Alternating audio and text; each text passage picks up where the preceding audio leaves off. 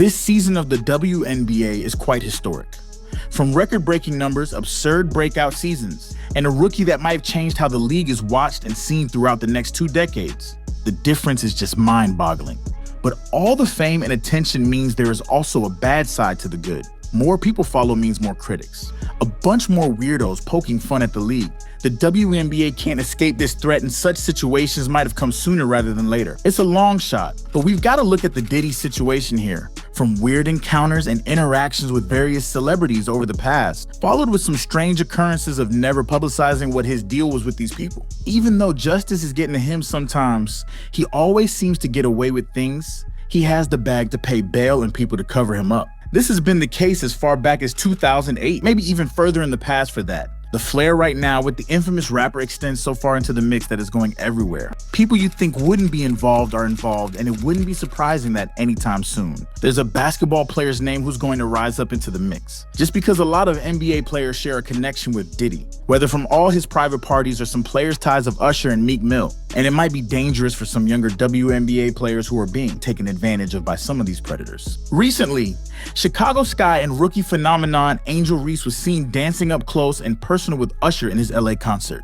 Obviously, WNBA fans were shaken by this, sparking concerns for Reese given that Usher shares a close bond with P. Diddy Combs. Like many other careers Diddy has claimed to start, Usher was one of them. Having lived with him during his teenage years and producing some of his first label songs that kicked off his career. Right around the time the controversy with Diddy sparked, Usher claimed that his ex account got hacked and some of his older tweets were deleted. While the excuse was permitted, some fans' eyebrows remained raised as some of those threads might have needed some investigation. This is not the first time Angel Reese and Usher interacted with each other. Earlier this year, the two met up after the Sky visited Atlanta for a game. Rumors sparked rather unintelligently. Angel is friends with artists close to Usher like Cardi B, Meg Thee Stallion, and Latto. However, fans found it hard not to speculate about Usher's relationship with the Cheetown Barbie, and whatever it is, they're not too happy about it. And it's not all for the age, it's just a number thing, but it's also important to note that Usher is 45 and Angel is 22. We'll be the judge. The racial comments from the Indiana Fever fan base. Another situation for a continuously growing league is having new fans. Thousands of people started loyally tuning into the W this season. But having fans means having weirdos hanging all around, thinking they could get away with anything they say. In the series-clinching Game 2 between the Indiana Fever and Connecticut Sun, gate attendance records were set and ticket prices were staggering. Anyone could mistake that this is an Indiana home game. But as the Sun swept the Fever, their star veteran, Alyssa Thomas, heard racial comments directed towards her as she was leaving for the dugout. This obviously spoiled their celebration. I think in my 11-year career, I've never experienced the racial comments from the Indiana Fever fan base. It's unacceptable, honestly. We've been professional throughout the whole entire thing, but I've never been called the things that I've been called on social media, and there's no place for it. It's uncalled for, and something needs to be done, whether it's, them checking their fans or this league checking. There's no time for it anymore. This whole event started in Game 1 of the series, when fans claimed that Dejanai Carrington intentionally poked Caitlin Clark's eye while making a play, resulting in a black eye. What outraged them the most was the no call. But the hate was passed on to the whole Connecticut team, even when both DJC and Caitlin claimed that the poke was accidental. A whole lot of WNBA players and staff supported this call for awareness by AT and Carrington, with Fever releasing a statement regarding the issue. Indiana players started calling out their fans for such behavior as well. This is such an empowering scenario. The idea that basketball is such a competitive sport, these players, coaches, and teams still know that a lot more things are more important.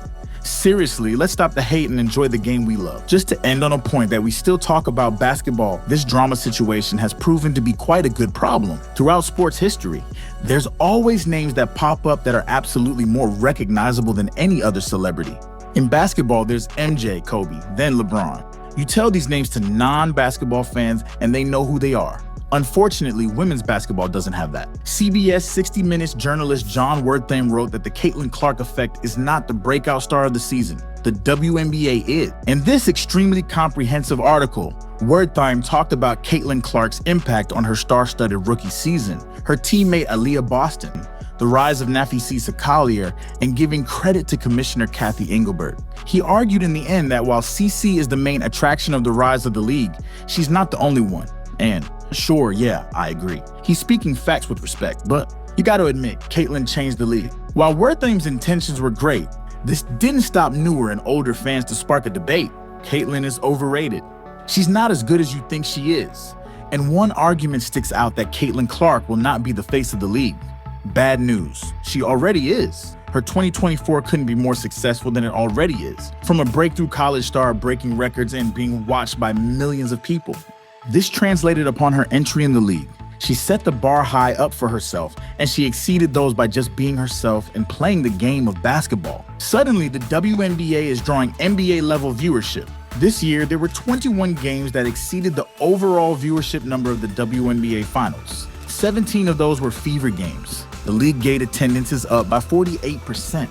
Caitlin Clark arguably put one of the best rookie seasons to have ever graced the WNBA. Caitlyn broke rookie and league records you wouldn't think she'd break in her inaugural year. She broke the season in single-game assist records, already up there with the veterans in terms of 25-5-5 games, even doing it in her first playoff series against Connecticut. Caitlyn is the face of the league.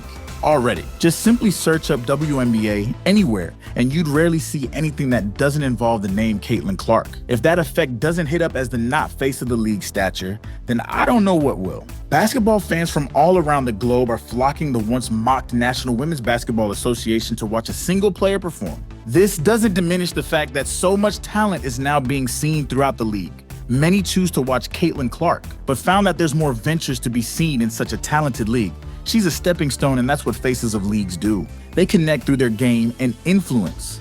They make their leagues bigger, and Caitlyn definitely has the talent to keep this image. Indiana Fever head coach Christy Sides got the point when she said that this is such a new environment for the WNBA to be in the limelight, to reach its peak, to have players now known throughout the world. It is a quick but maybe far too surprising process that many veterans might find tough to adjust into. Los Angeles Sparks rookie Cameron Brink recently stood for something a lot of other athletes probably wouldn't do so young in their career. She promised to use her platform to call out league disparities, which is a nice way to stand and fight for everyone. A big league means there are tons of hate and unwanted criticisms, but the glory remains the same as long as the players, coaches, staffs, and loyal fans support each other. Dramas are not new for the big leagues. It's a breakfast chat that quickly melts once the game starts. But it is also important to not forget about breakfast before we start our day, whether it's a widespread issue or not. Involvement is always key. That's what keeps the togetherness of a long-lasting great league. Want more WNBA drama? We got a lot more for you in our channel. Go check out our channel and hit the subscribe button on your way.